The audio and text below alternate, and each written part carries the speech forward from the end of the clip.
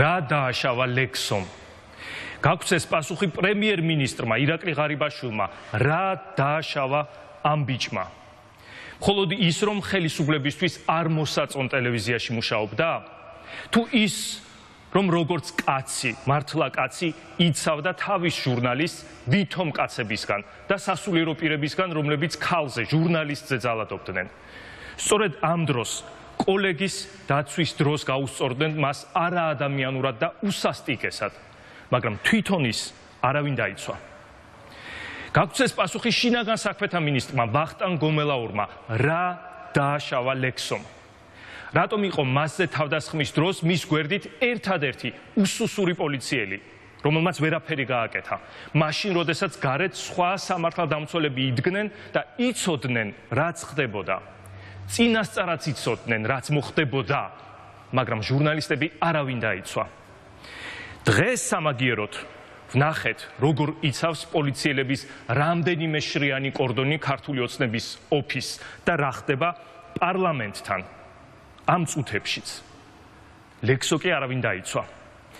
გაგვცეს პასუხი დემოკრატიის შუქურამ ბიძინა ივანიშვილმა, რა დააშავა ლექსომ? ჩირკში რომ არის მიმალული და მხოლოდ გახარიას პარტიის შექმნის მერე რომ გამოჩნდა ვრცელი წერილით. საკუთარი თვალთხარია გახარია, ახლა რომ აღარ მოსწონს თურმე. კარგად შეხედოს თავისი საყვარელი ღარიბაშვილის ნამოქმედარს. ლექსომაც კინაღამ მარჯვენა თვალი დაკარგა, მაგრამ ახლა თვალს ვიღა დაეძებს. ლექსო მოკლეს. გაგვცეს პასუხი მთელმა შეშინებულმა და დამალულმა ხელისუფლებამ და ქართულმა ოცნებამ, რა დააშავა ლექსომ? ოცნებამ, რომელიც მუდმივად არის დაკავებული კრიმინალებთან, მოძალადეებთან ფლირტით, დაკავებულია ეკლესიასთან, შავკაბებსა და ჯვრებს ამოფარებულ მოძალადეებთან კეკლუცობით. გაგვცეს პასუხი საქართველოს ეკლესიის მეთაურმა, პატრიარქმა ილია მეორემ, რა დააშავა ლექსომ? რატომ ხავს ეკლესიაში ბერები, მღვდლები და ეპისკოპოსები, რომლებიც ღიად მოუწოდებენ ადამიანებს ძალადობისკენ და თვითონაც თავს ესხმიან მოქალაქეებს? რატომ არ გმობს მათ საქციელს? რატომ არ აჩერებს მათ? რატომ არ უგრძალავს მათ ღმერთის სახელით კვლელობის ქადაგებას?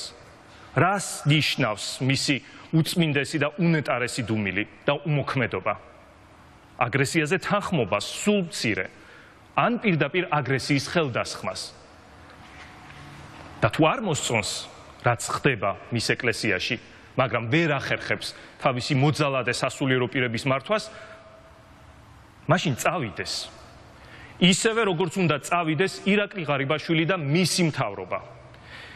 იმიტომ რომ ხელისუფლების ნაცვლად დღეიდან ჩვენ ოფიციალურად გვყავს მკვლელი პრემიერ-მინისტრი და მკვლელების მფარველი ოლიგარქი.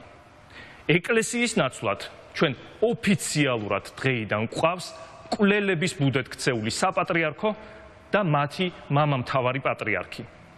და ისინი ერთად ტანდემში მართავენ პატრიოტებად და მორწმუნეებად შენიღბული მკვლელების ბრბოს, რომელიც დედაქალაქში დათარეშობს და ხოცავს ადამიანებს. ჩვენ მკვლელების საერო სასულიერო რუსულ დიქტატურაში ვცხოვრობთ.